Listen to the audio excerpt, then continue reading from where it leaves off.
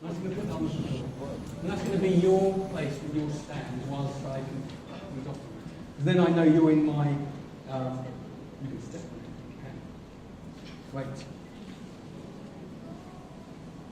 I'm going to put this over your head. And all you're going to have to do is just put your hands in the air and put your hands towards my. If you just bear with me for 1 second, you might cling on to your own fabric of your garment.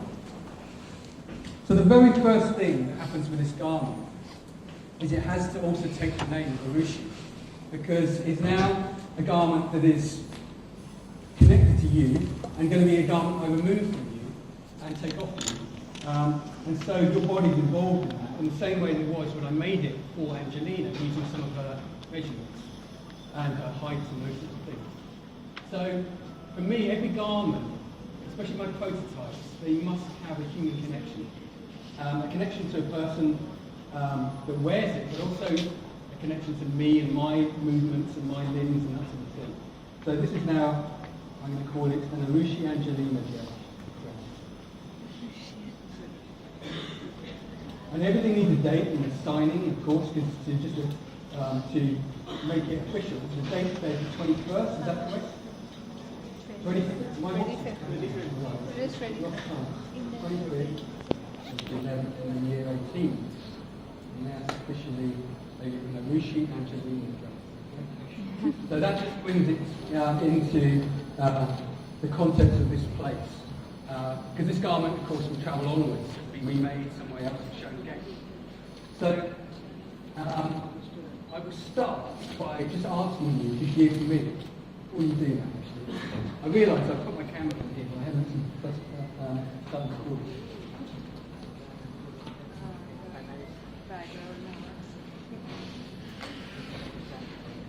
If you are able to give me a very slow turn, you do it as slow as you like, and you don't delay. Now, of course, this garment is cut quite long. Usually I cut the garments fairly long to allow gravity to just take them downwards. And whenever I make a prototype, I will usually hang it overnight so that it can just relax a bit. And this is very important for two reasons. First of all, I don't like to complete a garment in one day. I like to make a garment and allow a little bit of time away from it to come back to it with fresher eyes and a less critical approach. Because sometimes when you're working on a garment, you're sewing it and cutting it, you're very attached to it. It's your little sort of baby. It's very important to you in the making of that work.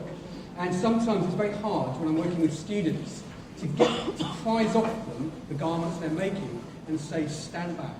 See it from the other side of the room. Go home, sleep, come back, see it tomorrow. Because actually that time away can, often you'll see something new in the design, and you're not just looking for the imperfections and the problems, but maybe some of the things that are not right about it are actually what's most nice about it. If you just allow yourself a little bit of distance. So, give me a little spin around slowly again. This is a garment that has 360 degrees of stuff happening on it, and it's made from 8 folds. And I'm going to expose to you the 8 folds that make this dress. There's nothing more to this garment than two flat pieces of fabric and 8 folds. But it creates a very unusual effect. So I don't actually know what this garment looks like as a flat pattern. I remember cutting it in Moscow, but I don't, in my brain, or in any paper or cardboard sense, have what you might call a pattern. The pattern was actually the action of doing it. It was me.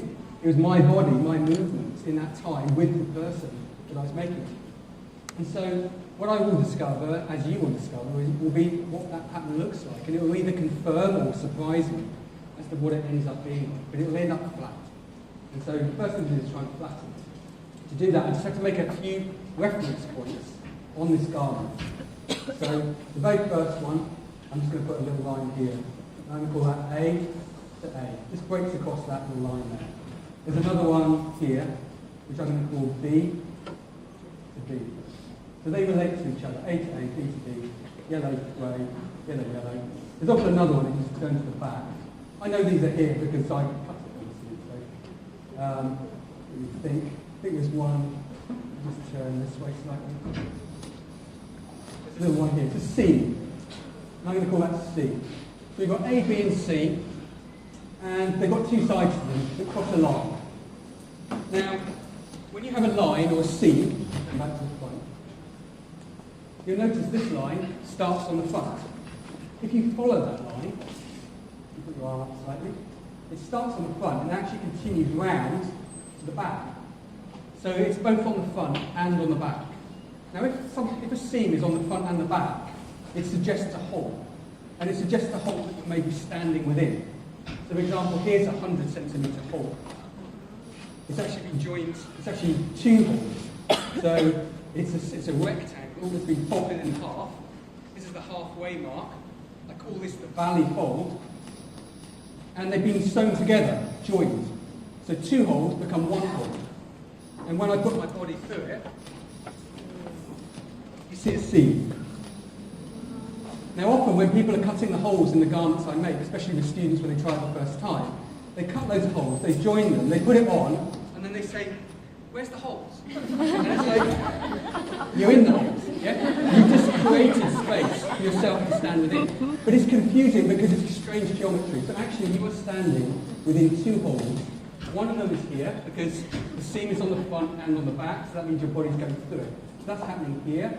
It's also happening here, it's on the front, and it passes through to the back. You see some things that might look like pockets. And you might think, maybe I can put my phone, my wallet, my valuables in this space. But actually, these holes are, if you follow them, they come out somewhere else. So maybe we can move around. If you just go around this way. See, so we have a space here. I can potentially climb through. And this isn't a hole, but this is a different thing. When you have a flat surface and you cut a hole in the hole, and then you join them, you create a little loop between the two. It's what I just described here as the valley. This little bit here. So this is quite narrow, so I can't get my hand in this, but I could get a ruler and push it all the way through. So this is quite useful, not for valuables, but maybe an umbrella or sword, but nothing you want to that is valuable. Occasionally, when you make these patterns, you don't quite know what the effect is going to be, and you may end up with some holes that are potentially useful to put an arm through. So if you put your arm through there, perhaps this becomes a sleeve.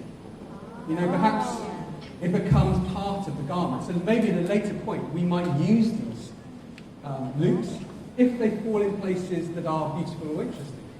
So, but this could be a garment that could be worn perhaps like this, and we could join into the shoulder, but it could be either permanently joined in or impermanently. So in which case, you could wear it like that, and then you could just slip out of it, and there's your, it just then becomes part of the fluidity of the garment. Another thing about this particular garment is that it has a side seam. This side seam starts here, and it continues on, and it ends here. So rather than a side seam, usually starts here and it ends at the head. It ends at the end of the garment. But the end of the garment's down there, it hasn't reached it. So this one is simply ending abruptly at this point. And there's another one on the other side. On this side, there's a seam that continues. There's no where this one goes actually.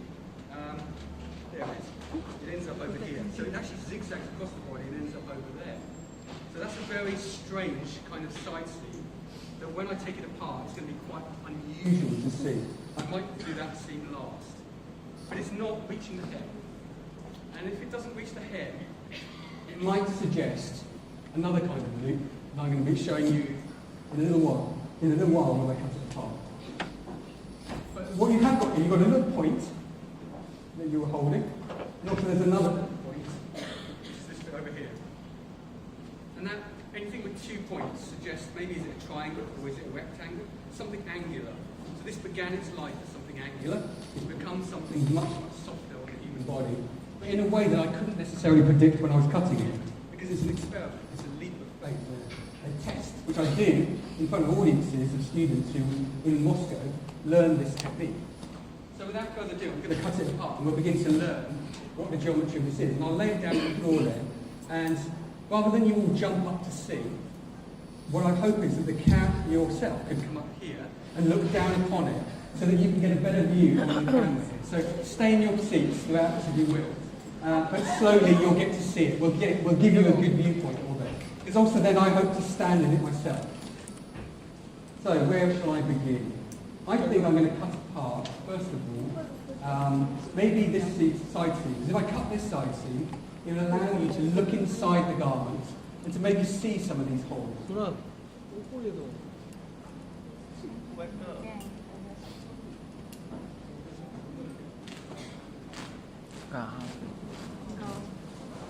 So it's reached the end. And so the side seam is looping around. So I have a looping side seam.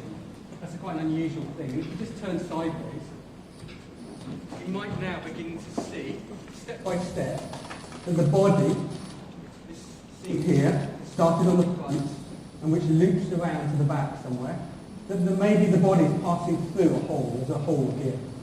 But of course this isn't hard geometry, this isn't cardboard, this isn't paper, this isn't wood or metal. It's fabric, and a fabric hole collapses in a very soft way. So you have to change your thinking to be able to encounter these shapes and to begin to understand them a little bit more. It does take time and practice.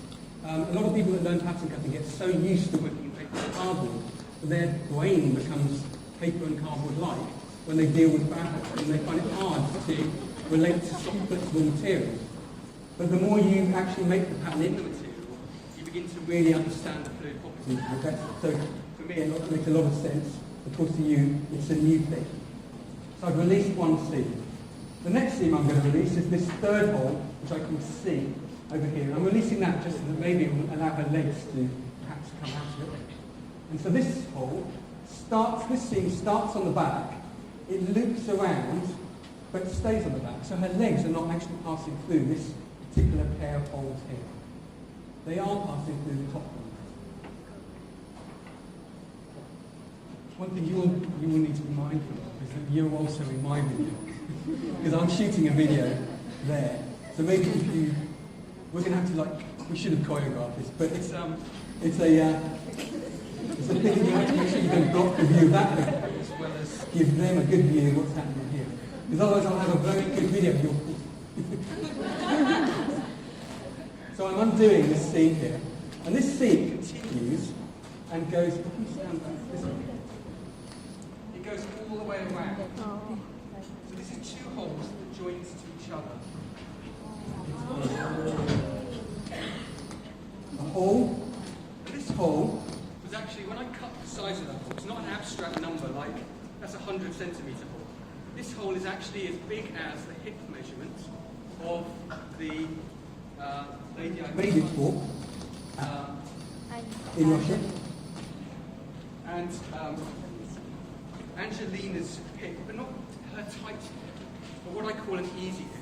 When I take a measurement, because I don't usually use numerics, occasionally I do if people need me to use numerics. A tape measure starts 1, 2, 3, 4, 5, 6, 7, 8, 9, 10, the big numbers, yeah? But also if you do it from the other direction, it goes from big numbers down, down, down, down, down. Now when I'm measuring people, say on a stage, they might be, if I measure their bust, they might be okay about the number being known. But if I start measuring their waist and their hips, they might not want everyone that information disclosed. They might be worried, am I big, am I small? So I often will measure from the big end of the tape measure, and then it gets less and less and less and less. I don't care about the number. The number is what people get worried about, who people get anxious about. All I'm interested in is the distance, the circumference. And all I can do is just take a measurement like that. Now I know that's the distance I need.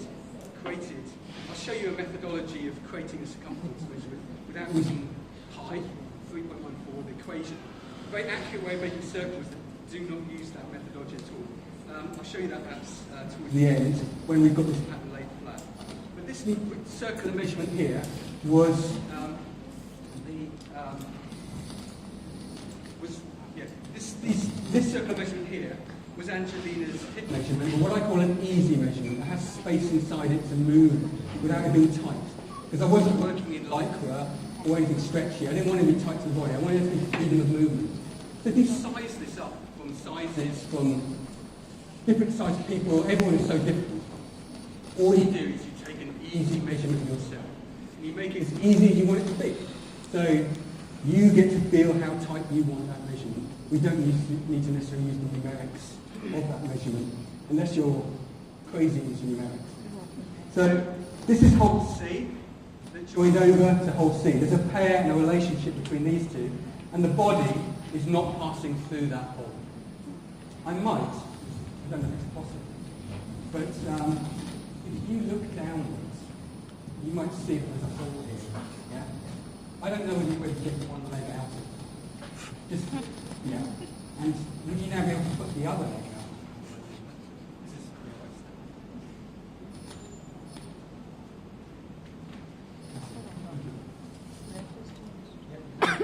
You just stepped out of that hole. Well, we actually stepped into it, strangely, because you went to win it. And what that allows is for me to just, I'm just going to do a spin around. Just so you can see, because I want to remind you that this isn't just about the front. We always look at cushions so much in the front. We need to look at it always in the round. And don't keep seeing it in the round, that's why you keep doing it just so you can see it. Release it. I'm now going to maybe undo the second one. Maybe this one here. And this one's a different one because the body's passing through this one. So it'll be easy to actually do it.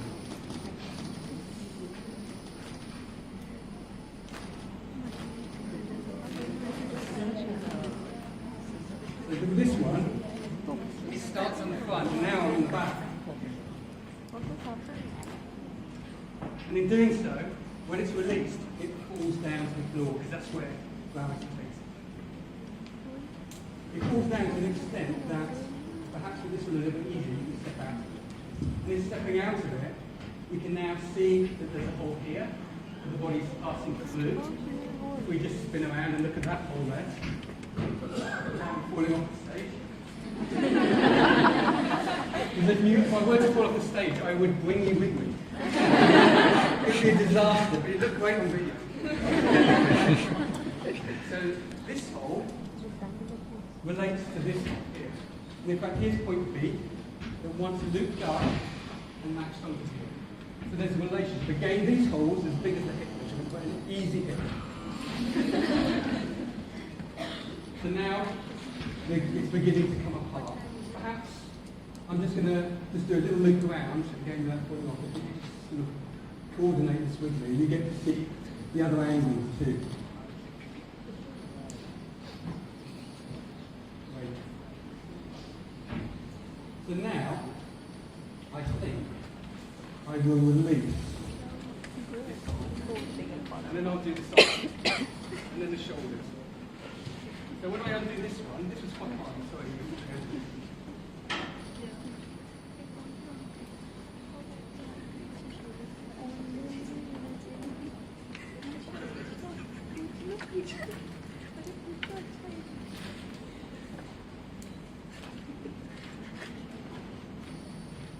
So this one goes around to the back.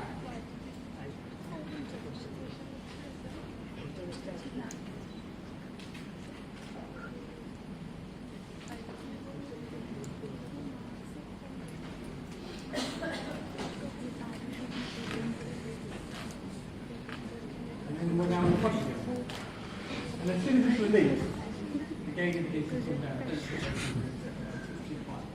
But I've released the hole here. And that allows this side seam, which is here, to pull down. There's a side seam just there. At that point. It's got a short side seam. I'll undo that one next. So just do a quick turn around if you can.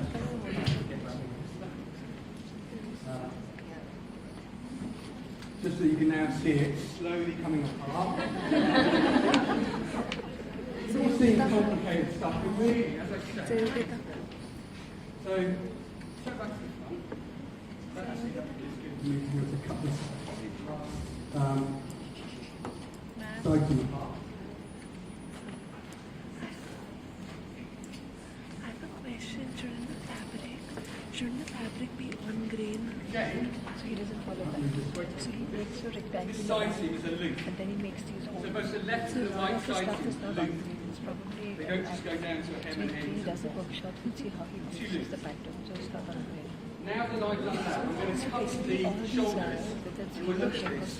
They don't follow the grain principle. And then you can become a bit of a They're all active. And they just go at So it doesn't make a difference. That's why he gets these funny forms and he's able to One get the shoulder. shape. Because you won't get the shape. Should I put up that question? So if you look at the Next way shoulder. fabric, Now it's you how make the the body. shape of fabric is Down. He's flowing with the holds the fabric. Yeah. Now you can hold. It's very interesting. If you hold this bit, this is the So then you come for And I'm these going to try and hold this like a one. workshop. He's actually also going a little against normal. Now you can see what Mike started So you just put that the back when it was first See made. what you do, otherwise you won't get these drips. It's made from So a grey side, and on the other side, if you turn it up, a yellow side. And then they're linked.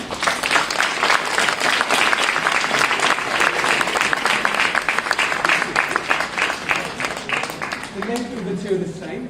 It's about 3 meters. You can make, this is a particularly long one, but when I start with students, I used to say, start with 3 meters, 6 meters long. It's a good amount of quantity to get a feeling for volume. But of course, if you want to make shorter dresses or tops or other kind of garments, then we can use a lot less volume. But also, we can begin to use the bits that might be removed. They can become more intelligently shaped. So the next thing I'm going to do is to now, because this is still like a tubular shape with a hole in the napkin, how can I now make it completely flat? So I'm going to release this seam here. So I'm going to give you that. And I'll just take that apart. And then I'll be able to lay it on the floor down there. And that might require the front row of you to possibly shift a little bit. But if everyone else can keep still and not jump up, we'll try and get a good aerial view on the screen so you can see what it looks like.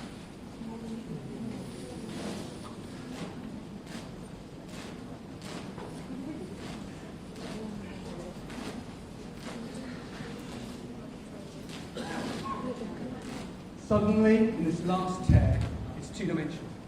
So now it is a two-dimensional object, a flat pattern, the very first time since it was first of all cloth. So it's the first time I'm able to see what that pattern might potentially look like. I will hold it up, but the best way to see it is to lay on the ground. Certain aspects of it are going to collapse. And I want you to understand what they look like by seeing it from an aerial view. That's how I view it when I'm touching it. Pairs of holes that have a relationship with each other. If you come where I am and walk towards me, we'll just look at it from all angles, and then we're going to swap back and forth. Just step on anything, it's all just, they're all just props. So you just see it from different angles, and then we walk back again.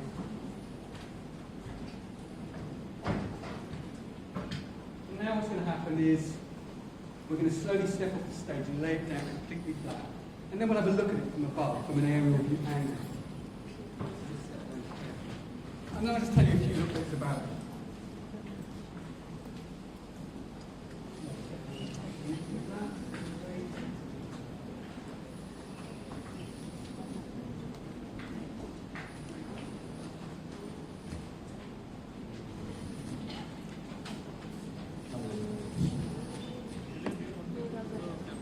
I will. The only trouble is that I'm doing a selfie angle. So with a selfie angle, you have to kind of like keep doing that. So we can see what's going on. But that's everybody. There's the work.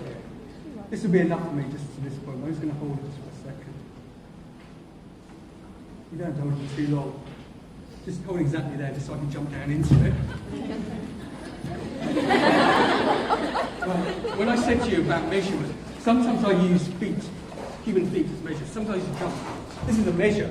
It's a measure that works better when you're describing an architectural space. Something that's big is something you can step around in, you can jump around in. And a jump is a very interesting measurement when you're making a garment, and something that you should perhaps consider rather than just centimetres or inches or yards or metres. The relationship between the holes are that this hole is A, and it joins to this hole, and the body passes through those two. And this is B, and then it relates, I'm going to jump over there, and this one here. So those two connected, and the body also passed through it. So the body is going through this hole, that hole, this hole, this hole, that hole. There's two further holes that the body didn't pass through. Potentially, when you put it on, you could have. But I don't think to wear it properly, it felt right, so that's why the body didn't. the body has to go through some holes. It doesn't have to go through all of them. But if I count these holes, I've got a very unusual shaped hole here. This is stranger, and it has the neck shape within it. I call this hole 1. And I've got the pairs. So 1, then 2, then 3. And then we have 4, 2, 3, 5. And then we have 6, and we have 7. So this is an 8-hole tongue house. Does anyone know where the 8th hole is?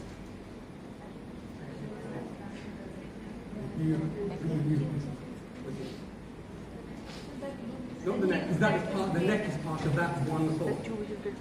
The tube that was created. Yeah, the tube. You got it. You got it. A tube is a hole.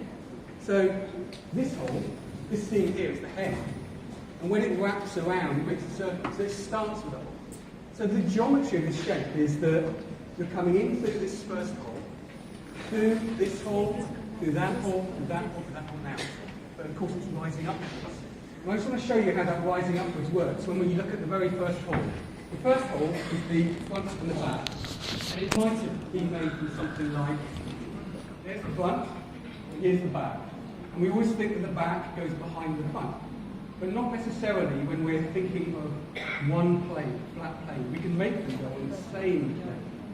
So for example, here's the, we look at it like that, we've got the front and the back, they're separated out. The back is here. There. Now the side seems loop. So I just, with my hand, just gone, no measuring, no tools. We are a tool. You know, we are a measure. So we use ourselves. It's human. It's part of me. That moment in time, this moment in time, it's got a fluidity that I deliberately keep that way because I know when it comes to be manufactured and sewn, that line will be very easy to sew. It'll be a very fluid line. It's not angular and strange. If you want it, you can draw up and down and do any shape line you want. But you're giving yourself a challenge when it comes to the sewing. So either make it easy or knock yourself out and make it super complicated. That's your choice. Or make a different design. It's up to you. Now this hole shape, just to explain it to you in 3 dimensions as a pattern. It's like one thing that's important to me when I cut patterns and cut cloth is a lot of people say you never cut cloth and paper with the same scissors, okay? I personally do because I start with a tube straight that I have to cut, instead of cutting a tube, cutting through both layers, I have to separate with my hand. I use the back of my hand to cut out the holes and to cut out all these grey shapes and the front and the back. So my hand is behind the blade, and I do this so I can separate the tubular fabric in order to do that, because everything is just cut one layer only. So I cut the top layer, and I never cut through both layers. And so therefore, in order to stop my hand being cut, I will cut paper too, so that my blade is dull slightly. Not so razor sharp. When you first get scissors, they're often razor sharp.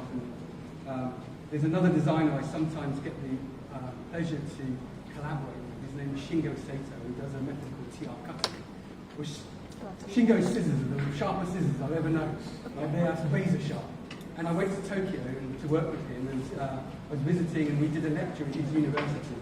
And when I was in China, they confiscated my scissors because you're not allowed to travel on the trains. You go through a metal detector and they take your scissors away. And they posted it to the next town. But every time I got to that town and did a class, I then moved on, so my scissors never moved. And so when I get to Tokyo, I have no scissors. So I'm doing a class with Shingo, and he's teaching his method, I'm teaching mine. And I asked to borrow his scissors. As soon as I pick up his scissors and I start cutting the cloth, the first thing I did was cut my finger. I sliced through myself. And so there's blood in it. And I'm just trying to wrap it through the cloth and continue the class because I don't want this to stop. But when I say to you earlier, the moisture from a craftsperson's hands is a very, very useful and important thing in the making of cloth, in the making of the textile, in the making of the tailoring, in the construction. These are all very important aspects. Their DNA is all over it. It's proof of love. It's not. It's the idea that garments don't get touched. It's a kind of some sort of fiction, maybe in the minds of certain faraway people who, buy these clothes and imagine that it's being made by robots. But of course, they're skillfully made by hand, and of course, sweat, tears, a bit of saliva. These are all things that make us beautiful, but not blood. Okay, so not accidental blood. Like make it deliberate at least. Make it part of the textile design if you wish. But just be careful sometimes when you're cutting. But therefore, to be careful, I dull the blade by cutting paper too. Sometimes I see tailors do this with scissors. They're putting the oil in their hair. That's a real amazing thing. If you want to spot a real tailor, look at the back of the head. Maybe they have a bald patch. Or maybe a bit of innocent. I'm just doing it years and years and years. So I'm going to cut the paper and yes, the fabric. Shocking. I was just showing you what the top layer of the tube looks like when I first of all cut the very first hole. And that hole has the back and the front constructed within it. It's just so that you can understand how gravity works in relation to this pattern. And also this idea that we work from above.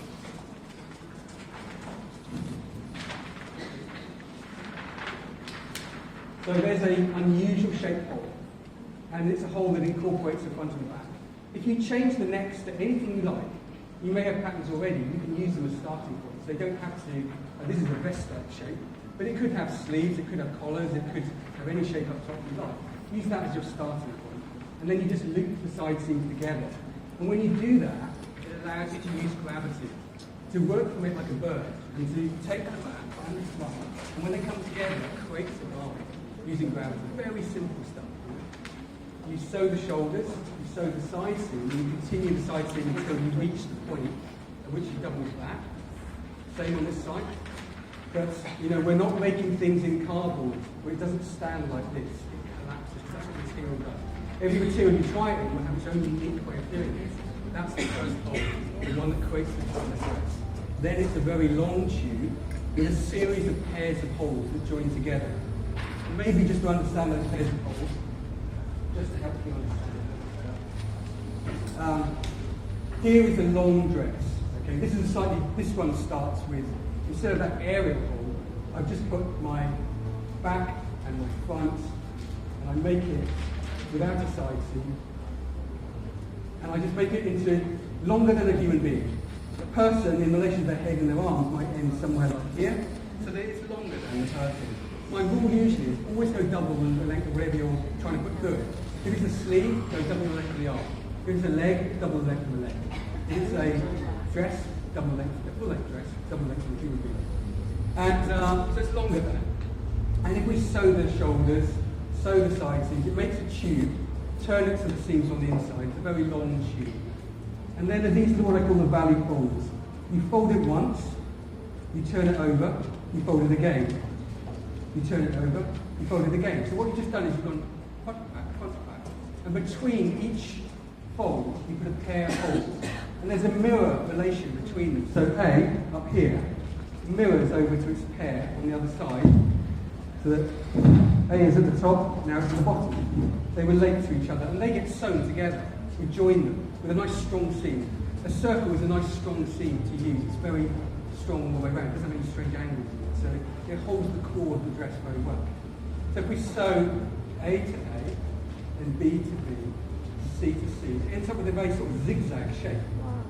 But the holes are able, they go onto the inside of the garment. That's why when I said, you put it on and people say, where are the holes? They're in the hole. You go through the head, through the first hole, through the second hole, through the third hole. And you begin to create if I say and cut the sides, you begin to see the body passing through these holes. But these holes are connected, so you're not going to be able to see my body. They'll be joined. It's a very, very simple idea, and I call it tunnels because your body is tunneling through the material. You can see it standing up like a human being in the conventional sense, with the bottom and the top. Or you can float above it like a bird and see that the body comes through here, through there, through there, through there, through there, through there, through there, and out, tunneling through the shape. Now this is the easy version to understand. Your brain can kind of get your head perhaps around that. But something really strange happens when you start to use two materials. And so here's an example. I always try to get them to use two materials, because when I say bring two materials, I don't know what they're going to bring. So already we have lots of problems to solve, lots of different dynamics of property types. Maybe one is stretchy, one is non-stretchy, one is transparent, one isn't, one is heavy, one is light. By putting together unusual contrasts, you'll find very different designs. Here's the front, here's the back, they fold together, we close the shoulders, close the side seam, turn the seams inside out. And this time, instead of folding in straight lines, I'm going to fold at an angle. So it's not an angle of 22 degrees or 45 or 78, it's an angle of your choice. It maybe works with the material. Feel what the material, where to the material, what to bend. So I do it in a very soft way when I do it at the wheel. As, you know, when I do the classes later this week, you'll see me do this, and it'll make good sense. But you know, this is a shorter lesson, so you have to try and imagine certain approaches. So I fold it once to the front at an angle, turn it over, once to the back at an angle, turn it over, once to the front at an angle. Now when you fold an angle in two materials, something very unusual happens. Unusual, I suppose, to any flat-thinking, rigid material-thinking person, but not when you get to understand what material is like. So when you join the holes, the front ends up on the back, and the back ends up on the front. That's why the yellow was on the front and the grey was on the back. It was mixed up. And the reason for that is that as soon as you start folding at angles, what you're effectively doing is spiraling around the body. It's beginning to twist as it goes down in these holes. And by twisting, left becomes right, right becomes left, front becomes back, back becomes front. It's what happens when you go around the original object. If you follow the side seam, this side seam is on the right, and it ends up on the left. Left to the right, right to the left, back to the front, front to the back. Useful if you're a dyspraxic panther like me. I don't have to worry about these terminologies anymore. I'm just thinking about the effect. What does it make? Because it has to be beautiful. It has to be, you know, initially when I see it, I think it's ugly. The next day I use it for another. I think, wow, that ugliness is actually something very interesting. So I don't judge it too harshly on the first day. I usually make a series of them and see what each one do, letting gravity just take it down and hold it in shape. And to see what happens then when you put a person through these holes so that your body begins to pass through the material, and what effect that has, depending on the shape of the hole you make, the length of the cloth, the type of the material, the shape of the tube, lots of different variables that can be changed. It ends up with something much, much more complicated and strange. But it's only a simple shape. It still only has the same number of holes as the more straight version. So that is a very simple idea that I want to just very, very briefly, because the time is going to run out, just try to, very pens here, they're not permanent, because all my pens are permanent. I don't want to ruin this board. So I don't know if there's any... Okay, that's it. Thank you. So, if you imagine, if I were to take the top part of the garment shape, you could decide what this garment shape is. Maybe it's one that has sleeves, maybe there's a collar, maybe there's a hood, maybe it goes with a scarf. But it's up to you. It's different to each people in different places, what you want to start with. It could be instead, it could be the top of a skirt, or the top of a trouser, or a sleeve if you want. You can change it as you wish. So let's say that's our starting point. Maybe the next thing I do is I extend it really long, because I need length.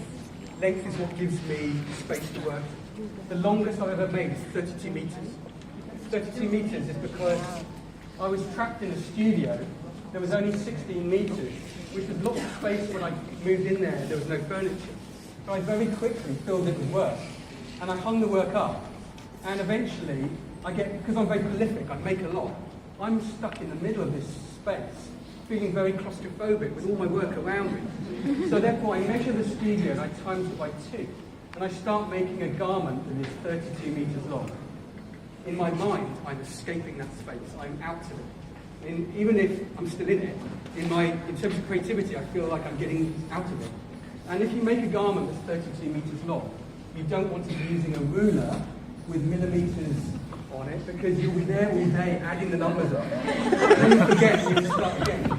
It's much better to just simply either go by stride or, say very usefully in a room like this, it has divisions in the planks or in the wood. That happens often in buildings. There's often divisions. So you can start to count the divisions, and then you're using architectural measurements.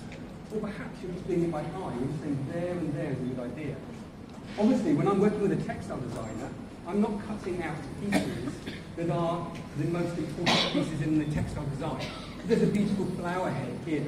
I don't want to cut it out. I will work my holes around the textile designer's work. Therefore, I'm honouring their cloth. It's very important. A lot of people, when textile designers and fashion designers collaborate, the textile designer makes a beautiful weave or print or embroidery, and then the fashion designer just chops a garment out of it, and it suddenly just ends abruptly at the side seam, some beautiful design. And so I much prefer to work around it and to only cut out maybe the flaws, maybe the things that aren't quite so good. Maybe I made a mistake, I made a hole, there's a bit of grease, or I work around the errors, and the errors tell me a good place to remove. That's if the bits I'm removing are not quite so important to me as to what happens to them. Just as an example, I'm going to wipe this off.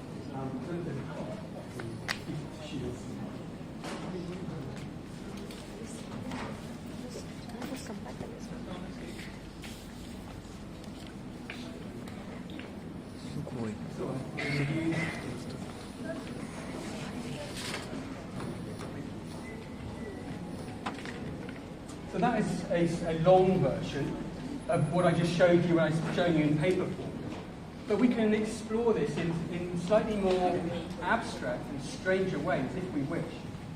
We could, if we wanted to, start with the top of a garment, and then instead I'm going to do curves on this side and angles on this side. As long as it's a tube and you can get through it, what is that going to make? Unknown. You have to try it. You have to cut it stick. You'll never know by sitting at the safety of a design board doing a pretty drawing of a fashion design. You have to get your hands dirty and get on the cloth and work it and cut it, because that's the beauty of the design process, the making, getting connected to the material. So you can figure it out in maybe miniature form. That might be a good idea. Also, I'm using holes, like a circle that matches to another circle across a divide that I call a valley. So A matches to A. But maybe it's a square. Maybe it's a triangle. Maybe it's a square joining a triangle. That can happen. You know, in flexible materials, you can join unlikely shapes together if you wish. You could have a letter J that matches onto a love heart, if you so wish. As long as your body can pass through these shapes, what will that make? Maybe you have a 100-centimetre hole joining onto a 300-centimetre hole. In which case we have to pleat or gather this smaller before they join. And that again will create an explosion of volume and something unknown that you have to try out to see what it makes. Another slightly more thoughtful thing, because the bits I cut out are very important to me too. Perhaps I cut out a hole the shape of a shirt, a hole the shape of a skirt that matches to a pair on the other side that is a hole the shape of a skirt. Now the body is going to pass through these holes in the same way it has been doing with this. But these holes can be removed and made into a skirt. So they're intelligently shaped debut. They are zero waste. It could be that they're the shape of sleeves, so that when they're removed, they get joined in to have sleeves on the garment. It could be that these make menswear, and this makes women's wear. I like it all to be mixed up and to not be quite so obvious as to what is what and what is so definite is about you making it. This is like a double problem. You're trying to design one thing, but you're also trying to design that thing too. So that when it becomes more and more complicated, and it can always become more complicated, and there's always another thing to try out. You can never really reach the end of it, because this is pioneering work. This is brand new stuff. It depends on whose hands it is. You can make it the same each time if you so desire, or you can make every single garment uniquely different. You can put it into production. It's perfectly possible. I've worked with factories where I go in and I teach them how this works. And as soon as they understand it, it makes sense. But initially, showing them the garment and the pattern made no sense at all. It's like too complicated. But for a fashion designer to go and sit on a sewing machine and show them at the factory how it's sewn, immediately not only have you taught them the method, but you've also won their respect because they know that you can sew. They understand that you too are a manufacturer, that you are connected by part. And so there's respect. You know, there's, it's not like I'm the designer and you're the machinist, do the work. You've taught them the process, and they can then, if they wish, go away and do it and try it out themselves. If ever you want to try it with small kids, get a duvet ready-made and just get 6 dinner plates. Nice, chuck them wherever you want.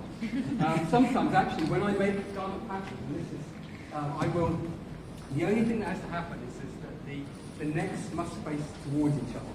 But if you want, you can just let them be where they want to be. So there. That seems like randomness, but I could join that side seam to this side seam and this side seam to that side seam, and that could be the stuff.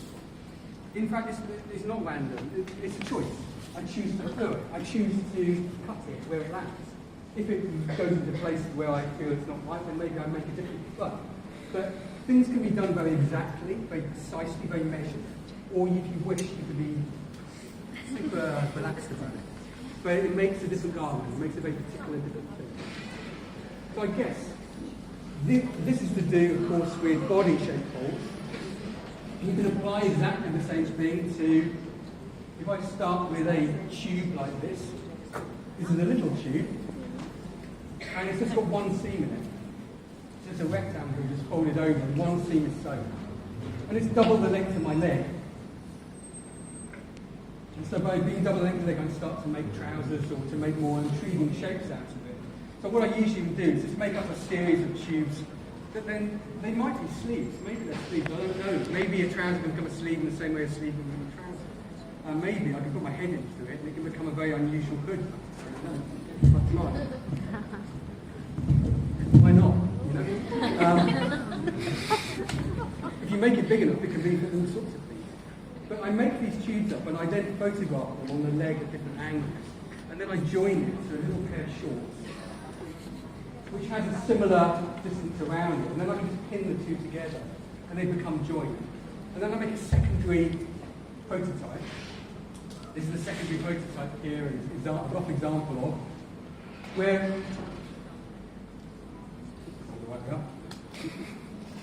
So it's a trouser, but instead there would have been a seam here where I joined a little pair of shorts to the tube, but I've gotten rid of the seam. I've blurred that seam away. So now it's just one continuous shape. And this is what happened with Timo's trousers. I joined a tube that was a sleeve to a very simple pair of shorts. And it makes a very continuous thing. That's the second toile, because I've gotten rid of the seam. The toile, by the way, we use the word toile to describe a prototype. I then will make a third prototype. The third prototype is in a softer material, not muslin, because muslin is often not like any end-use material. I prefer to use bed sheeting or something when I'm prototyping that people tend to throw away and not want. Unfortunately, in the UK, that tends to be a hell of a lot. And so there's not a shortage of stuff that people discard that is actually very useful. And so I always prototype in something much, much more flexible and soft because my end material is going to be that way, and I choose them accordingly. This is more like the end fabric that I was making, and this one has a sort of like a twist within it. It's a very soft twist. And maybe if I'm able to just jump back to my laptop just for one last moment, just to show you some different sort of shapes, holes and trousers.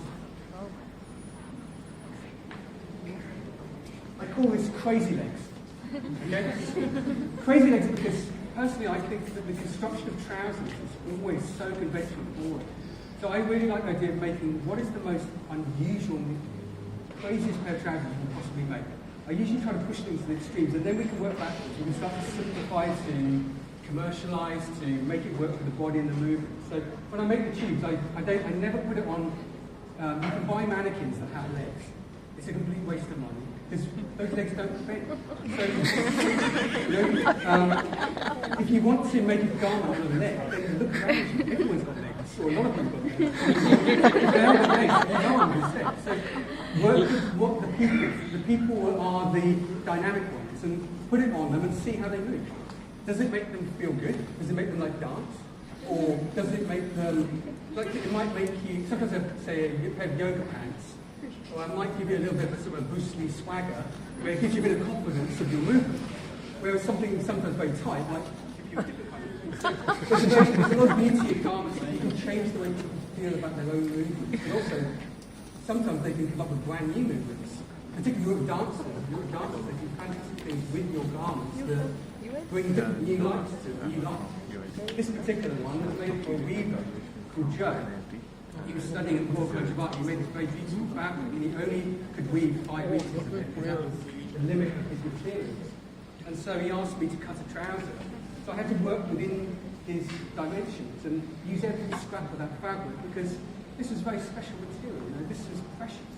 And so therefore, zero waste isn't just about solving problems of massive manufacturing. Sometimes it's also about every scrap of this cloth is actually of some sort of emotional value. And so we must honour it, we must keep it and not waste it. So it was lovely working on a pattern like this, where I'm trying to keep every part of his cloth, and also to create something that's actually very creatively dynamic and experimental, but in confines that are actually quite tight and restricted. When I'm working with, say, dancers and people like that, these are some examples of crazy things, by the way, just so you can see. Like some of their complete things. This, you know, I love this idea that things can really twist around the leg. In the same way that we might like when I teach this to, say, Nike, then I show them something like this that is much more of a dynamic material that has stretch and attachment to the body. If I put my leg through it, I might well be able to run and to do some sort of active sport within it, because that kind of activity might be important. But I call this a snail trouser. This is the trouser just for walking around in slowly. Just for being easy. What's your activity? What do you wish to make? It's an aesthetic, but it's also a thing that is a thing of, I think, beauty.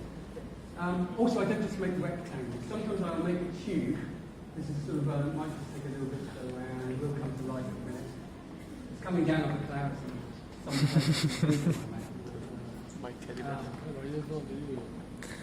I'm not.